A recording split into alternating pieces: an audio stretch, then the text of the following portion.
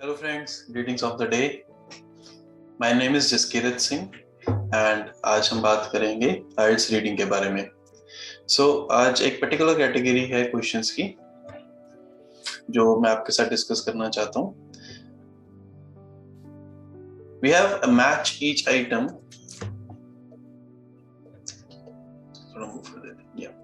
Match each item with the group which first invented or used them.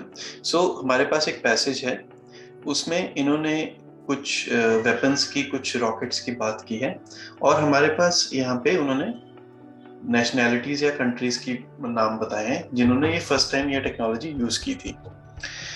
मैं हमेशा अपने students से एक चीज जरूर कहता हूँ कि जो भी आपको आइल्स की रीडिंग में क्वेश्चंस दिखते हैं, most of the questions they are very similar to the kind of questions that we used to do in school. अगर आपको अपने स्कूल के रीडिंग कॉम्प्रिहेंशन पैसेजेस याद हैं तो उसमें भी हमारे पास true false, not given, match the following, जैसे आज हमारे पास मैचिंग वाले क्वेश्चंस हैं, fill in the blanks, labelling the diagrams, ऐसे ही क्वेश्चंस होते थे. तो आइल्स को अगर आप उसी पॉइंट ऑफ व्यू से देखने की कोशिश करोगे तो आपके लिए भी आसान हो जाएगा. बहुत बड़ा हुआ बनाने की जरूरत नहीं होती है. It's not a very difficult test. IELTS एक बेसिक कॉम्प्रिहेंशन टेस्ट है जो आपकी अंडरस्टैंडिंग और आपकी रीडिंग स्पीड चेक करता है, एक पॉइंट. राइट, तो पैसेज पढ़ना स्टार्ट करते हैं. Invention of rockets is linked inextricably with invention of black powder. Most historians of technology credited the Chinese with its discovery.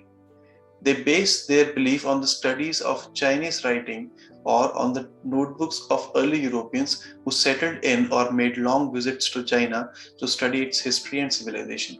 So first of all, let's understand what the question has to say. Question is saying match each of the item with the group which first invented or used them. तो सबसे पहली चीज जो हमें इन्होंने बताई है कि रॉकेट को चलाने के लिए ब्लैक पाउडर बहुत इंपॉर्टेंट है.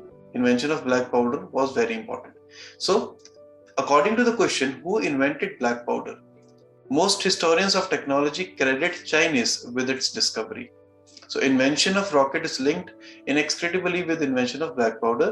तो ये किसकी डिस्कवरी है? क्वेश्चन पैसेज के हिसाब से it's the Chinese people who discovered black powder. So for the seventh question, we'll mark our answer A. Next is rocket propelled arrows for fighting.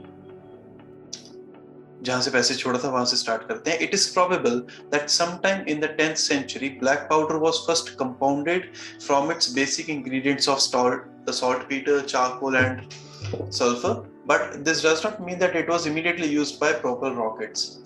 By the 13th century, powder propelled fire arrows had become rather common. The Chinese relied on this type of technological development to produce incendiary projectiles of many sorts, explosive grenades and possibly cannons to repel their enemies.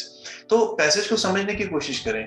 See, it's not always about just locating the words in the passage. It's also about understanding कि passage में चल क्या रहा है.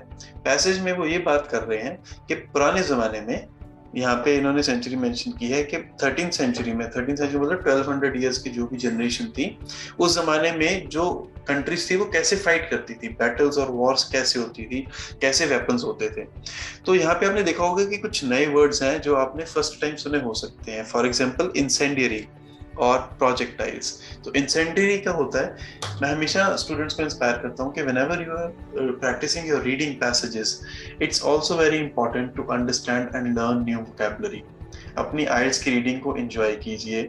जब आप answers ढूंढ रहे हैं तो आपको बहुत सारे नए वर्ड्स मिलेंगे पैसेज में. Try to search for their word meanings, build up your vocabulary, use your dictionaries, understand what the word is trying to say. मैं आपको मीनिंग साथ साथ बताता रहूंगा, but I would recommend that you should always use dictionaries, preferably paper dictionaries. Incendiary का मतलब होता है कोई भी ऐसी चीज जो आग लगाती है.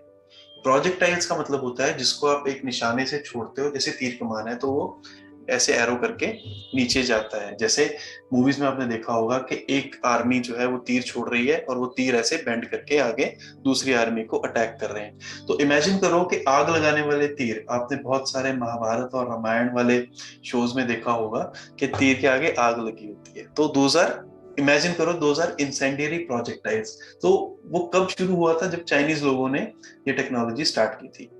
तो हमारे पास जो नेक्स्ट क्वेश्चन है that is rocket propelled arrows for fighting. Rocket propelled मतलब रॉकेट में डाल के एरो छोड़ने वाली टेक्नोलॉजी कब यूज हुई, वो अभी मेंशन नहीं है। तो आगे और पढ़ते हैं।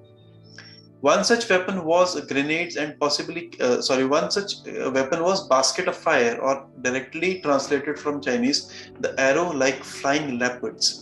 The 0.7-meter long arrow, each with a long tube of gunpowder attached near the point of each arrow, could be fired from a long octagonal shaped basket at the same time and had range of 400 paces.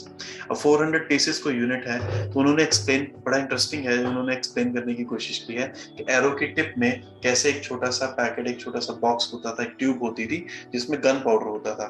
Gun powder जो हम gun के bullets में use होता है और वो आग लगाता है।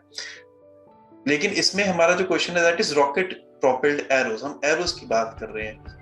नेक्स्ट और ढूंढते हैं। The rocket placed in a similar position to other rocket propelled arrows was designed to increase the range.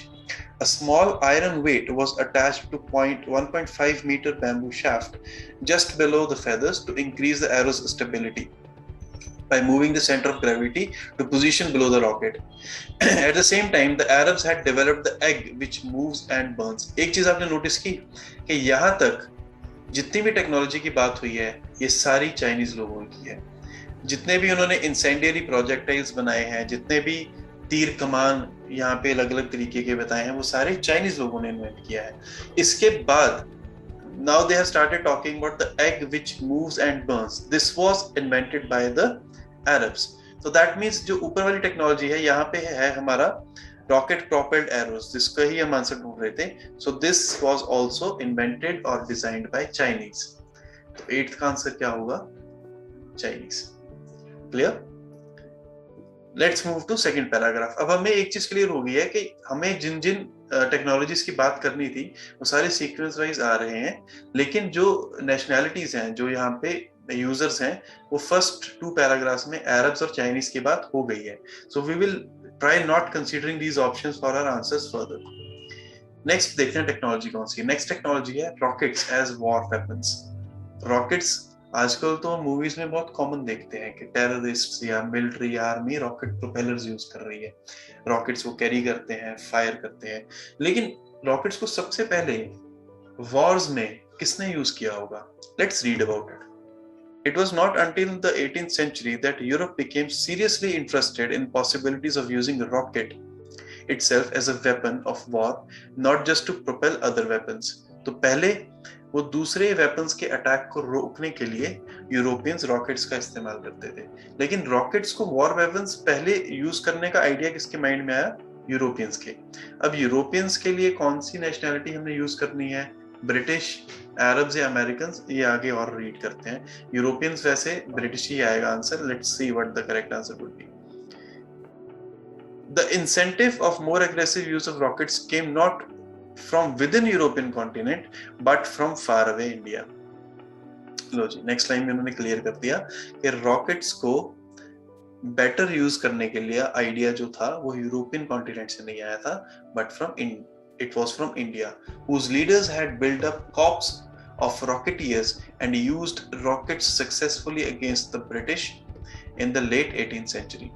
Guys एक चीज और, ये जो कॉप्स वर्ड है इसकी प्रोनाउंसिएशन कॉर होती है। फॉर एग्जांपल आप सबने ये टर्म सुनी होगी एनसीसी, नेशनल कैडेट कॉप्स। इसमें भी कॉप्स का जो एस है और पी है वो साइलेंट होता है, इसकी प्रोनाउंसिएशन इसी तरह से होती है। So the build up of a core. एक चीज मैं और बताना चाहूंगा कि कोई भी नया वर्ड आप वोकैबुलरी का सीख रहे हो, चाहे वो जितना सिंपल क्यों ना हो, उसकी हमेशा प्रोनाउंसिएशन आपको ऑनलाइन डिक्शनरी से सीखनी चाहिए। इसमें आपकी गलती नहीं है कि आप कोई वर्ड फर्स्ट टाइम आपने सीखा है और आप उसको गलत प्रोनाउंस कर रहे हो। इट्स जस्ट दैट आपने किसी अंग्रेज को या आपने किसी इंग्लिश स्पीकिंग पर्सन के मुंह से वो वर्ड नहीं सुना, इसलिए you are not able to use its pronunciation correctly. So I would always recommend that you look for the words correct pronunciation. So the Indians rocket हम क्वेश्चन पे वापस आते हैं. The Indian rockets used against the British were described by the British captain serving in India as iron envelope about 200 millimeter long and 40 millimeter in diameter with sharp points at the top and 3 meter long bamboo guiding stick. So rockets सबसे पहले किसने use किए थे? Indians ने. So next answer हमारा होगा B. अब rocket launcher किसने बनाया था? यहाँ पे थोड़ा आगे यहाँ पे मेंशन्ड है. The Americans developed a rocket complete with its own launcher. ज़्यादा पढ़ने की जरूरत नहीं पड़ी, इसका आंसर हमें क्लियरली मिल गया. तो 10th का आंसर वुड बी ई. तो अभी मैंने आपको मैच द फॉलोइंग वाले आंसर्स एक्सप्लेन करने की कोशिश की है. This was comparatively simple. Starting में थोड़े कंफ्यूजिंग वर्ड्स भी थे. So I would always recommend that you practise more of these kind of questions. Internet पे बहुत सारा कंटेंट है, या आप हमारे इंस्टीट्यूट को कंटेक्ट कर सकते हो for more practice material in which we include reading, listening, writing, speaking, and we give you audios for listening also. So I hope you enjoyed today's lecture. It was a short lecture. So in next class, I'll come up with a different set of questions, maybe true, false, not given, or fill in the blanks, और फिर हम उसको solve करेंगे. Thank you so much for watching this video. I'll see you in the next one.